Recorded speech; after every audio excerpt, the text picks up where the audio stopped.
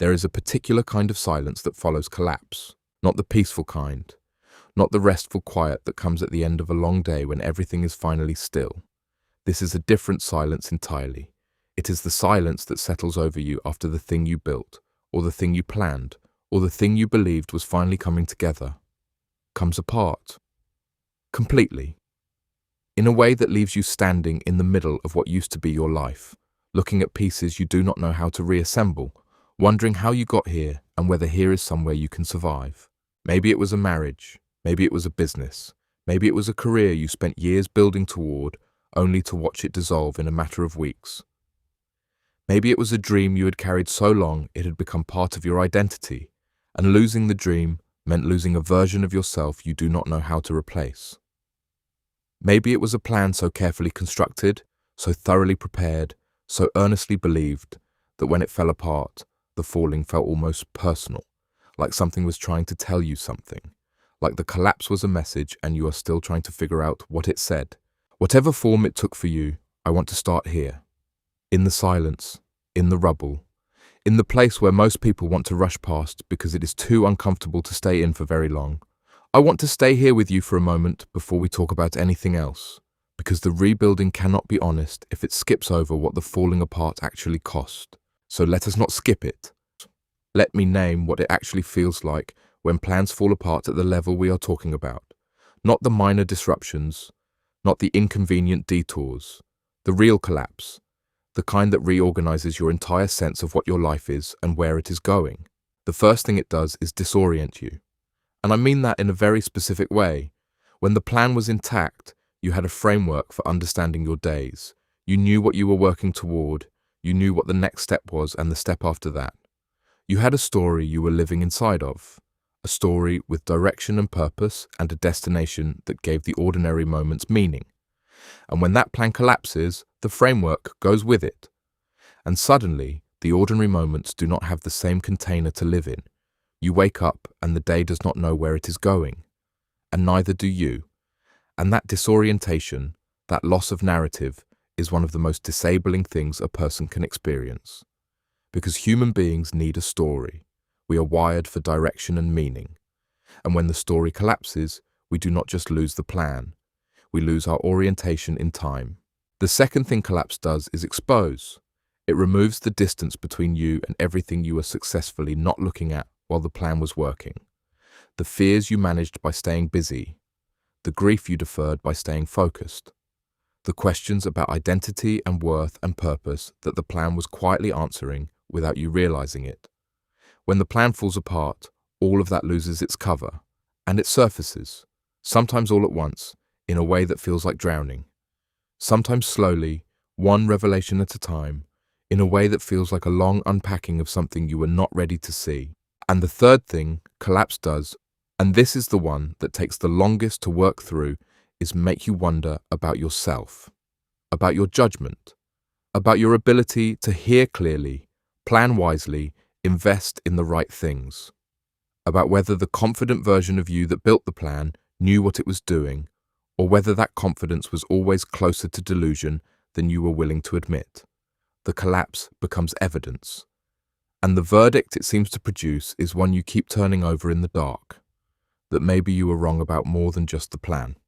I want to address that verdict directly, because it is one of the most damaging places the mind goes after a significant collapse, and it deserves more than a gentle reassurance. The failure of a plan is not proof that you are a person who was foolish to make it. Those two things feel inseparably connected in the aftermath of collapse. They feel like cause and effect. I planned, it failed, therefore the planning was the problem, therefore I am the problem. But that logic does not hold. Plans fail for reasons that are not entirely, or even primarily, about the quality of the planner.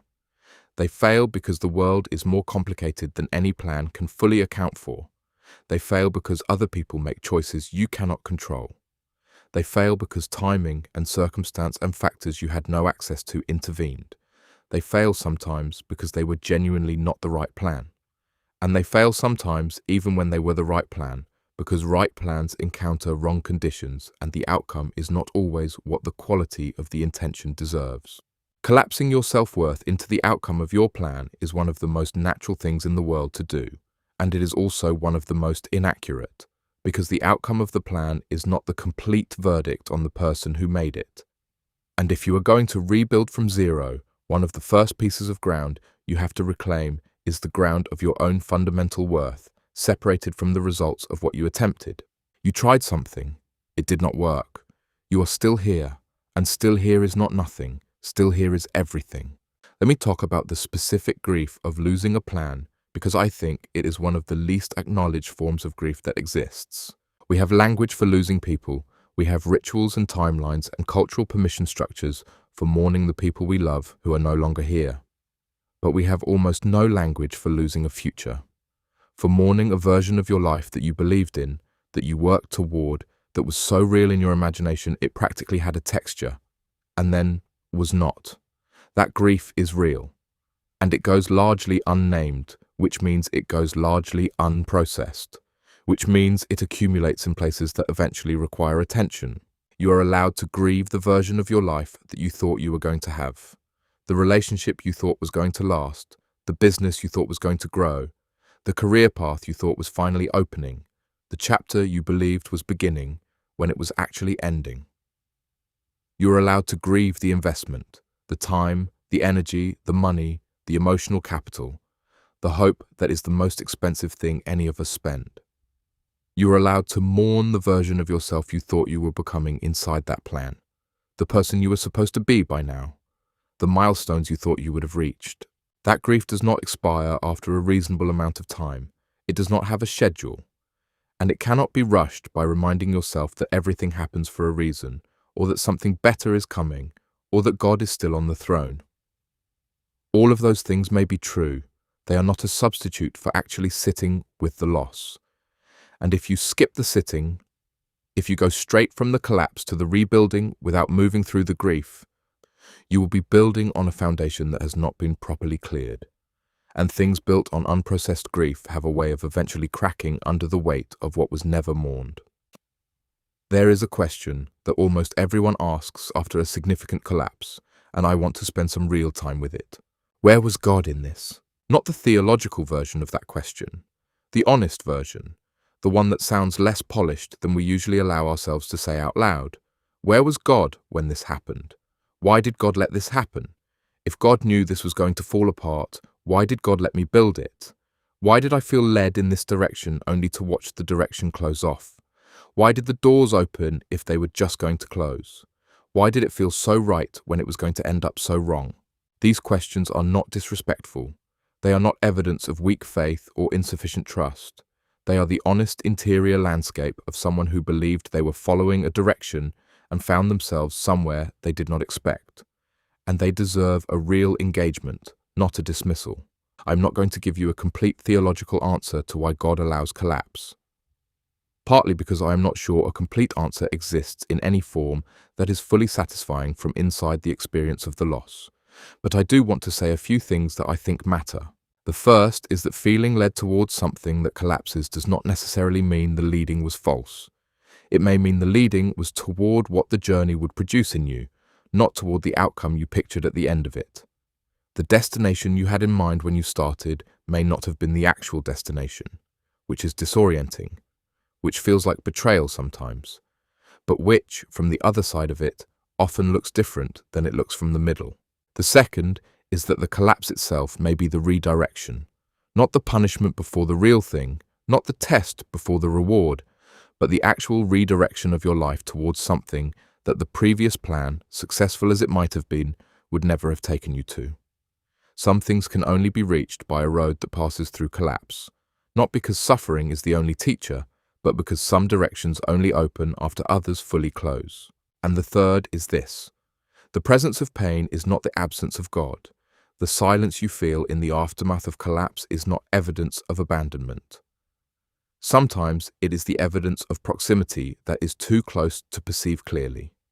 Sometimes what feels like silence is actually the sound of something sitting with you that does not need to explain itself. Let me talk about zero, because zero is where you are trying to build from, and most people have a relationship with zero that makes it harder than it needs to be. We treat zero as the worst possible starting point, as the place you end up when you have lost everything and have nothing left. as a position of pure deficit, a humiliation, a state that needs to be escaped as quickly as possible. And so, when collapse brings us to zero, the instinct is to immediately start running, to get away from zero as fast as we can, to produce something, anything, that puts distance between us and the vulnerability of having nothing assembled yet. But zero is also something else. Zero is clean. Zero is honest. Zero has no false flaws. When you are building from zero, you know exactly what you are working with because you can see all of it. There is no pretending that the structure is sound when it is not. There is no managing around the weak places because there are no weak places yet. There is just the ground, just the question of what goes on it and in what order and for what reasons. There is a kind of freedom in zero that is genuinely not available at any other starting point. The freedom of having nothing to protect. The freedom of making different choices than you made before because the old choices no longer have the momentum of the existing structure behind them. The freedom of starting with the question, what do I actually want now? What do I actually believe now? Who do I actually want to become? Rather than what do I need to do to preserve and extend the thing that is already in motion. Zero is not where you stay, but it is worth arriving at with your eyes open without the immediate panic of escape, long enough to actually see what is there. Let me talk about the temptation to rebuild the same thing. It is one of the strongest temptations available after a collapse, and one of the least recognized. Because it does not look like a temptation. It looks like resilience. It looks like not giving up. It looks like getting back on the horse. And sometimes it is exactly that. But sometimes it is something else entirely. Sometimes it is the refusal to let the collapse teach what it came to teach, wrapped in the language of faith and perseverance. The question worth sitting with in the aftermath of collapse is not just, how do I get back to where I was? The more important question is whether where you were is actually where you should be going. Because sometimes the plan that fell apart was genuinely the right plan at the wrong time. And rebuilding it with the same vision and the same structure and the same goals makes complete sense. But sometimes the plan that fell apart was the right plan for the version of you that made it, and the collapse is what happens when a person outgrows a plan they have not yet been willing to leave. And rebuilding the same thing, in that case, is not resilience. It is avoidance. The honest work of rebuilding from zero is not just logistical. It is interrogative. It requires you to sit with real questions. What in the old plan was genuinely aligned with who I am and where I am going? What in the old plan was built on fear rather than clarity, on other people's expectations rather than my own conviction, on the version of me that existed before the collapse rather than the version that exists now? What do I want to bring into the new thing? And what am I willing to leave behind? Those questions take time. They are not comfortable. They are not compatible with the urgency to get back to something as quickly as possible. But the time they take is not wasted time. It is the most important planning you will ever do. I want to speak to the shame of collapse, because it is one of the parts that goes most often unaddressed and does the most damage. There is a specific kind of shame that comes from having a visible plan that visibly failed, from being the person who told people what they were building, who asked for support and investment and belief, who presented a vision with confidence and conviction, and then having to be the person who explains what happened, who answers the questions, who absorbs the weight of other people's disappointed expectations along with their own. That shame is heavy in a way that is hard to describe from the outside, because it is not just about the failure, it is about the audience for the failure, about the people who watched and the people who invested and the people who now know, in a way that cannot be undone, that the thing did not work. And the temptation that shame produces is almost always isolation, to withdraw, to stop talking, to manage the narrative by reducing exposure, to get quiet and stay quiet and rebuild, if rebuilding happens at all, in a silence that feels safer than the visibility of the original attempt. I want to gently push back on that instinct, not because you owe anyone access to your rebuilding. You do not. You get to decide who is in the room for this process and who is not. But because the isolation that shame produces is one of the most effective ways of ensuring that what collapsed stays collapsed, because rebuilding from zero is hard enough with support. Without it, For most people, it is close to impossible. The people worth bringing into the rebuilding are not necessarily the ones who were there for the original plan. Some of those people may have been part of what made the original plan unsustainable. The people worth bringing in are the ones who can be with you in the zero without needing you to already be in motion. The ones who will not use your collapse as confirmation of what they always thought. The ones who can hold the complexity of what happened without reducing it to a lesson or a warning or a story about what you should have done differently. Those people exist. They may be harder to find than the ones who cheer for the highlights, but they are the ones who matter most in the rebuilding. Let me talk about identity, because collapse does something very specific to it. When the plan was intact, your identity had an external structure to lean against. You were the person who was building that thing, pursuing that vision, moving in that direction. And the doing of it was part of how you understood yourself. The loss of the plan is therefore also a loss of a version of your own identity. And that loss is not trivial. It leaves a question in the place where the answer used to be. If I am not the person doing that thing anymore, who am I? This question, asked too quickly after a collapse, tends to produce answers that are not accurate. Because when you are in the middle of the grief and the disorientation and the exposure that collapse produces, your perception of yourself is not at its most reliable. The way you see yourself in the immediate aftermath of a significant loss is filtered through the loss itself. And that filter tends to distort. It makes things look more permanent than they are. It makes the collapse look more defining than it is. Identity in the aftermath of collapse needs to be rebuilt more slowly than plans do, because plans can be reconstructed from the outside in. Identity has to be rebuilt from the inside out.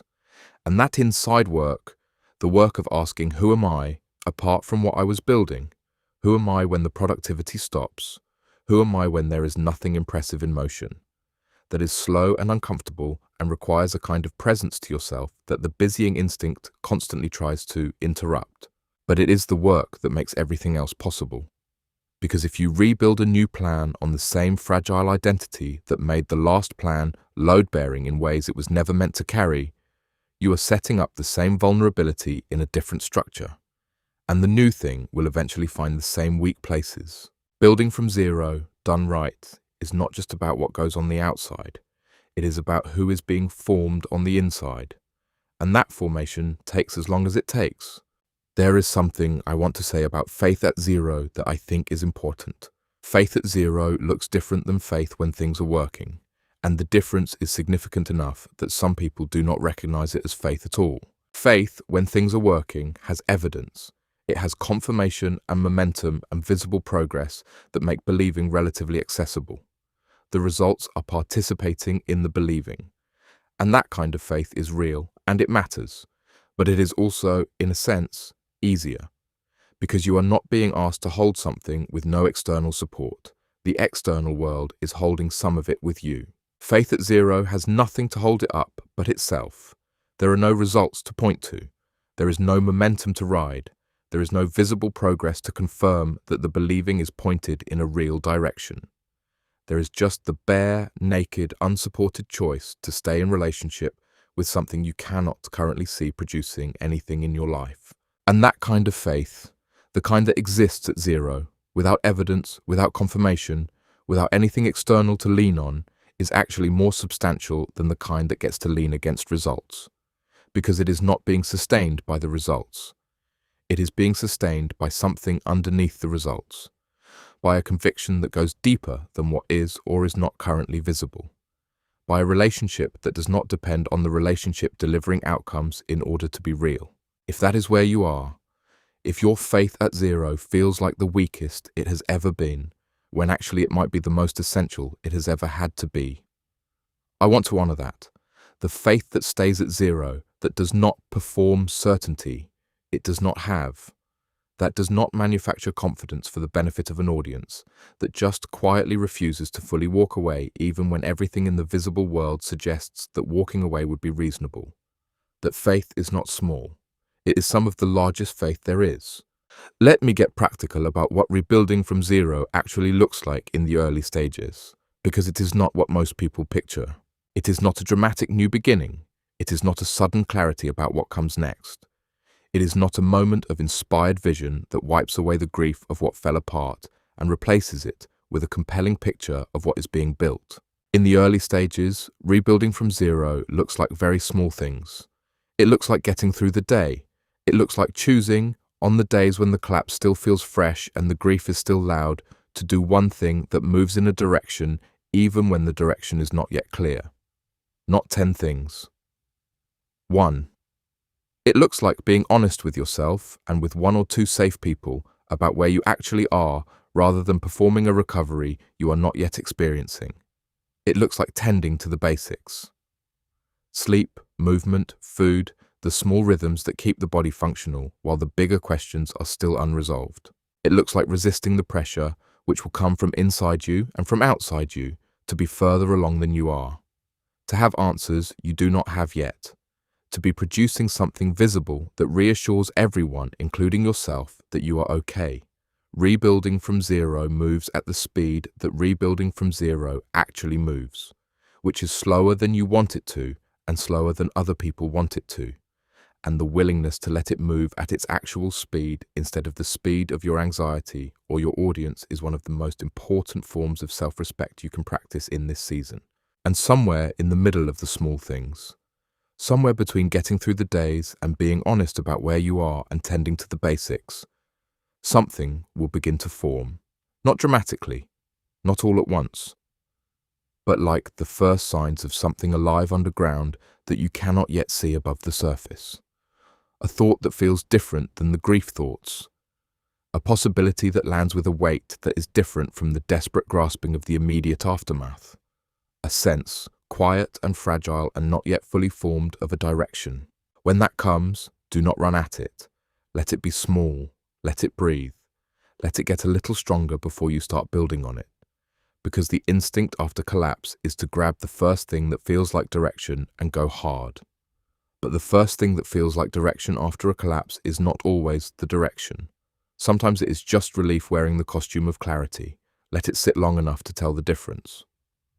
I want to speak to the people in your life who are waiting for you to be okay. Some of them genuinely love you and their waiting is patient, and they would tell you honestly that they are not going anywhere. Those people are a gift, and I hope you have at least one of them. But some of the people waiting for you to be okay are doing so in a way that creates pressure rather than space. Their waiting has a timeline in it. Their support comes with a quiet expiration date, and you can feel it. The subtle shift in the energy when the conversations about the collapse go on longer than they seem comfortable with. The gentle redirections toward what comes next before you are ready for what comes next. The increasing frequency of questions about your plans as if the having of plans is the metric by which your recovery should be measured. I want to give you permission to disappoint those people, not to be cruel and not to be careless with relationships that matter, but to let your recovery move at the speed of your actual recovery, not the speed of other people's comfort with your being in process. You do not owe anyone a performed version of healing. You do not owe anyone a timeline that matches what they can handle. And you do not owe anyone a new plan before you have finished honestly examining what happened to the last one. The people who can stay with you in the honest, slow, unglamorous process of rebuilding are the ones whose presence in your life will actually matter to the rebuilding. The ones who cannot are not wrong for being human, but their discomfort with your process is their work to do, not yours to manage. As we come to the close of this conversation, I want to say something about what gets rebuilt that you did not plan for. When something falls apart and you rebuild from zero, you do not just build a new version of the thing that fell. You build a new version of yourself in the process. And the things that get built in you during a season like this are often the things you would never have chosen to develop under better circumstances, but they are also often the things that become the most essential parts of who you are. The clarity about what actually matters that only comes from having lost what you thought mattered most. The capacity for compassion toward other people in their collapse that only comes from having been in yours. The depth of trust that only comes from having had to trust when there was nothing else to hold on to. The freedom from the approval of other people that only comes from having had your public plan publicly fail and survived it. The groundedness in something that cannot be taken from you that only comes from having had everything else taken. These are not small things. They are the things that people spend years trying to develop through discipline and intention, and they often cannot, because they can only be produced by the specific conditions of a real collapse and a real rebuilding. And you are in those conditions right now, which means something is being built in you right now that no comfortable season could have produced. That does not make the collapse hurt less, but it does mean the collapse is not only loss. Somewhere inside what feels like pure subtraction, something is being added, something permanent, something that the next version of your plan, the one that is still forming, the one that is not yet visible, is going to be built on. And it is going to be a better foundation than the one you had before, not because you are a better person than before, but because you know things now that you could not have known then, and you are going to build differently because of it. Here is what I want to leave you with. 0 is not the end of your story. It is not a verdict. It is not a permanent address. It is a starting point, a cleared ground, an honest place from which something real can be built if you are willing to do the honest work of building it. The collapse was real. The grief is real. The disorientation is real. And none of that needs to be minimized or resolved before you are allowed to begin. You can begin from right here, from inside the grief and the uncertainty and the not yet knowing what comes next. You do not have to wait until you feel ready. You do not have to wait until the picture is clear. You do not have to have a plan yet. You just have to stay. Stay in the conversation. Stay honest about where you are. Stay open to what is forming even before you can fully see it. Stay willing to do the small things on the days when the small things are all that is available. Because the rebuilding is not going to look the way you think it is going to look. It is going to be slower and messier and more circuitous than any plan you would make for it. And it is going to produce something that surprises you, not because you were wrong to mourn what fell apart, but because what gets built from the mourning, when you do not rush it and do not skip it and let it actually do what it is designed to do, has a depth and a solidity and a rootedness that what fell apart was never able to achieve. You are not starting over. You are starting again. And there is a profound difference between those two things. Starting over implies that everything before was wasted. Starting again means you are bringing with you everything the falling apart made in you, and building something new with the most honest, most tested, most real version of yourself you have ever been. That version of you is already here, already present, already enough to begin. So begin.